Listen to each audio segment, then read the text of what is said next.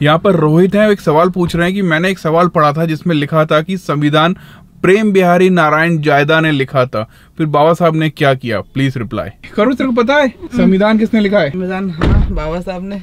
अरे कुछ पता ही नहीं है, रिजर्वेशन वाले हैं ना, इसलिए कुछ पता ही नहीं है इनको।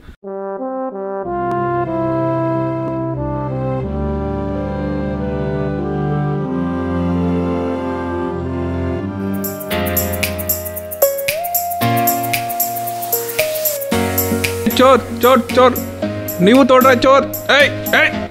वो क्या तोड़ा कॉर्बस? मैं तो जा रहा हूँ, देख अगर गाड़ी पे गिरे होंगे तो पिचक जाएंगे। अभी मैं कोशिश कर रहा था एक ड्रोन शॉट बनाने की, लेकिन यहाँ हवा इतनी तेज चल रही है और ऊपर से चिड़िया घूम रही थी और अटैक कर रही थी। मैं सोचा छोड़ो जान दो, क्या फायदा, मजाक मजाक में अभी 50,000 का नुकसान हो जाएगा। यहाँ पर रोहित हैं, एक सवाल पूछ रहे हैं कि मैंने एक सवाल पढ़ा था जिसमें लिखा था कि संविधान प्रेम बिहारी नारायण जायदा ने लिखा था, फिर बाबा साहब ने क्या किया, प्लीज रिप्लाई। मुझे एहसास हो रहा है कि ना फेक न्यूज़ कैसे बन जाती हैं या कभी कोई मिसअंडरस्टैंडिंग से भी फेक न्यूज़ बन जाती हैं। इस बारे में आपको डिटेल में अभी बताता हूँ।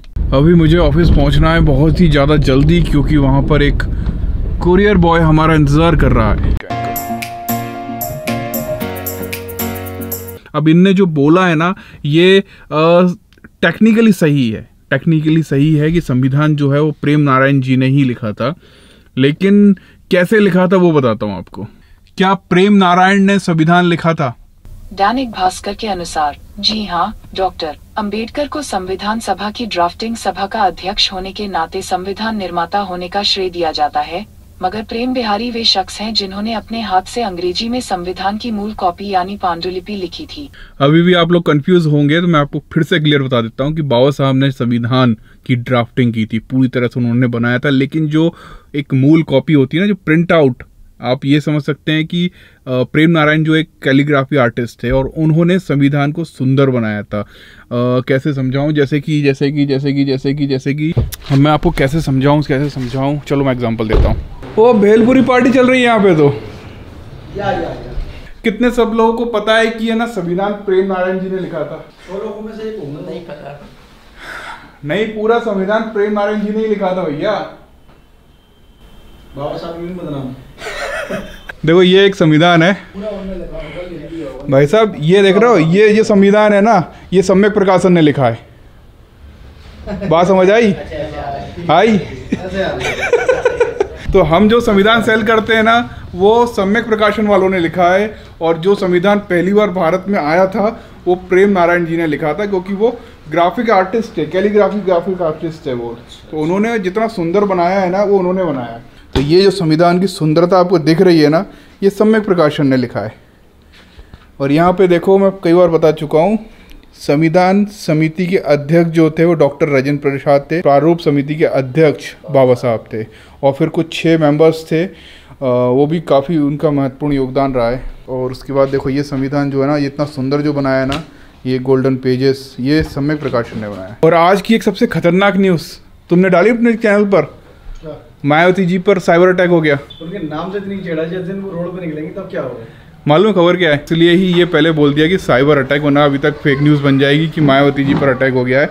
उनकी एक वेबसाइट थी, ट्विटर हैंडल जब खोला था ना उन्होंने अपना, तो उन्होंने एक वेबसाइट बनाई थी sushrimayawati.in, उसको हैक कर लिया, जैसे हमारी वेबसाइट है तथागत लाइव। एक्चुअली क्या है कि उन्होंने सिंपल सा है ना अपना एक ट्विटर अकाउंट बनाने के लिए एक वेबसाइट बनाई थी, जिसको पूरी तरह भी नहीं बनाया था, सिर्फ कमिंग सून लिखा हुआ था उस पर। और वो ट्विटर के लिए एक वो होता है, एक रिक्वायरमेंट होता है कि आपकी खुद की वेबसाइट होनी चाहिए, तो उसलिए उन्होंने बनाया था वो। और उसको किसी ने, हो सकता है सिक्योरिटी इतनी मजबूत नहीं होगी उसकी, उस पर SSL नहीं लगा होगा, जैसे हमारे आशीष लखनऊ वाले हैं, वो हमारी सिक्योरिटी बहुत टाइट रखते हैं, हमारे आसपास भी कोई भटक नहीं पाता है, तो हैक हो गई। हाल फिलहाल जो है मायावती जी ने जो है उस पर वो कर दिया है, कंप्लेंट डाल दिया, FIR लॉन्च कर दी है। अंकित ने नया मॉडल लिया है तो नया फोटो आएगा। नहीं चमक रही है, किताबें नहीं चमकनी चाहिए, किताबें को क्लियर दिखनी चाहिए। मैंने कम्युनिटी टैब में ये डाला है कि बाबा साहब के जो इंग्लिश वाले वॉल्यूम्स हैं ना, ये सिर्फ इतने से बचे हैं, और ये अब नहीं मिलेंगे जैसे हिंदी वाले नहीं मिल रहे हैं, ऐसा मुझे लगता है। क्योंकि है ना जो गोडाउन था ना वहाँ भी ऑलमोस्ट ख़त्म पर है, और अभी तक शायद ख़त्म हो भी गए होंगे। तो अगर आपको अभी चाहिए ना बाबा साहब के ये बहुत शानदार क्वालिटी के हार्ड कवर, कि हमने है ना सैमसंग का एक माइक्रोवेव ख़रीद लिया है, तो ये परसों तक आ जाएगा। हैं। तो सबसे पहले क्या करेंगे? मैगी चावल बनाएंगे। मैगी चावल बनाएंगे। तो देखो जो भी बनाएगा नहीं यहाँ सबको मतलब सिखा देंगे कि जैसे किसी को कुछ बनाना है ना, कॉफी बनाना है या फिर मैगी बनाना है। कॉफी उसमें कैसे बन जाएगी? क्या बात कर रहा है, सब बन जाती है। अच्छा, और क्या ट्राई करेंगे। अंडे वालेंगे।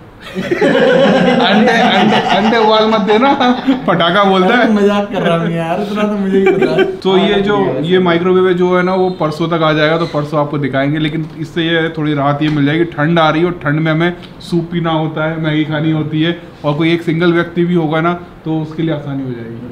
हम सिगड़ी भी यूज करेंगे, गैस भी यूज करेंगे, माइक्रोवेव भी यूज करेंगे, और जो सब कुछ होता है सब यूज करेंगे। चूल्हा भी भाई ठंड लास्ट टाइम जो है ना हमने ठंड बहुत एंजॉय किया था ना। युगल भाई थे नहीं। और आपको हमारी टी शर्ट लेनी है, वी आर इंडियंस। युगल भाई पहने, युगल भाई से छुड़ा के ले टी शर्ट है, वैसे उतारने का उनको मन नहीं करता। और युगल भाई से छुड़ा के ले जाओ। तुम तो हमारा प्रचार करते ही नहीं हो, पता नहीं किसका प्रचार करते हो तुम। सेम ही है वैसे तो, क्या दिख रहा है? क्या बोलने की क्या जरूरत है? सारे अपने भाई लोग सब बढ़िया है। मजाक तो चलता है ना थोड़ा। मैंने प्रमोशन नहीं किया। अब पता केसी नाइस्टेट कैसे बाय करता है, जिसको देखकर मैं ब्लॉगिंग करता हूँ, वो ऐसे नहीं करता, वो ऐसे करता है बाय। माइक्रोवेव तो खरीद लिया, लेकिन मुझे लग रहा है उससे पहले हमें ना यूपीएस लेना पड़ेगा, यहाँ लाइट बहुत जाती है। बाय। हमारे सारे काम रुक जाते हैं ना। आज मैं मतलब ये बताने की कोशिश कर रहा था कि छोटी छोटी बातों को अगर हम गलत तरीके से समझें तो उससे भी फेक न्यूज़ बन जाती है। जैसे सच में देश का पहला संविधान जो है वो राज बिहारी जी ने ही लिखा था, उसी तरह से सम्यक प्रकाशन ने भी संविधान लिखा है। और मायावती जी पर अटैक हुआ है, लेकिन वो साइबर अटैक हुआ है और मायावती जी ने उसके ऊपर कंप्लेन भी डाल दी है। तो ये सब चीज़ें जो हैं बहुत तरीके से आपको बेवकूफ़ बनाने के लिए इस्तेमाल की जा सकती हैं। और अभी है ना वो पल आने वाला है जिसमें मुझे सबसे ज़्यादा डर लगता है। आ गई। करो, तेरे को पता है संविधान किसने लिखा है? संविधान, हाँ, बाबा साहब ने। अरे कुछ पता ही नहीं है, रिजर्वेशन वाले हैं ना, इसलिए कुछ पता ही नहीं है इनको।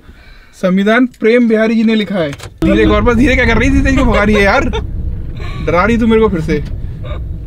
समझ आई? प्रेम बिहारी जी ने क्या किया था? लोग इसी बात को उठा के जो है ये बोल देते हैं कई बार गाँव में कि ये ना संविधान बाबा साहब ने थोड़ा लिखा था। अच्छा। अरे एक्सीलेटर देके नहीं मोड़ते कभी? नहीं मोड़ रही एक्सीलेटर देके, ब्रेक लगा के मोड़ते हैं, एक्सीलेटर देके मोड़ रही। बताओ ये साइड चल, पत्थर आ रहा है। मेन स्ट्रीम मीडिया में ना मुझे पक्का पता था ना कोई कवर करे ना करे, ये व्यक्ति जरूर करेगा। आई लव दिस व्यक्ति। रविवार को जंतर मंतर पर एक और घटना हुई। धार्मिक उन्माद की चपेट में नेशनल दस्तक के पत्रकार अनमोल प्रीतम भी आ गए। अनमोल प्रीतम को मजबूर किया गया कि जय श्री राम का नारा लगाओ। अनमोल ने वंदे मातरम और भारत माता की जय के नारे लगा दिए, लेकिन जय श्री राम का नारा नहीं लगाया। आप इंटरनेट सर्च कीजिए, इस नारे को बुलवाने के नाम पर मॉब लिंचिंग की घटनाएं हो चुकी हैं। जब 99 लोग झूठ बोल रहे हो ना और एक व्यक्ति सच बोल रहा हो ना, तो झूठ भी है ना सच जैसा लगने लग जाता है। और मुझे एनडीटीवी से बहुत उम्मीदें थी कि मुझे लग रहा था कि अगर वो इस मुद्दे को उठाएगा तो ये वीडियो तो पक्का आएगा। और national Dastak main stream media में ये बहुत लोगों को है ना छोटी बात लग सकती है, लेकिन मुझे है ना ये बात बहुत बड़ी लगती है कि जो चैनल को हम 2016 से देखते आ रहे थे वो आज मेन स्ट्रीम में उसका नाम ले रही है और उसका भविष्य ना बहुत ब्राइट है। और उसके साथ साथ जितने भी बहुजन यूट्यूबर हैं ना उनका भविष्य भी बहुत ज़्यादा ब्राइट है। बस ये है कि दिल लगा के और अच्छे तरीके से आपको काम करना होगा। कल मिलते हैं। Keep supporting.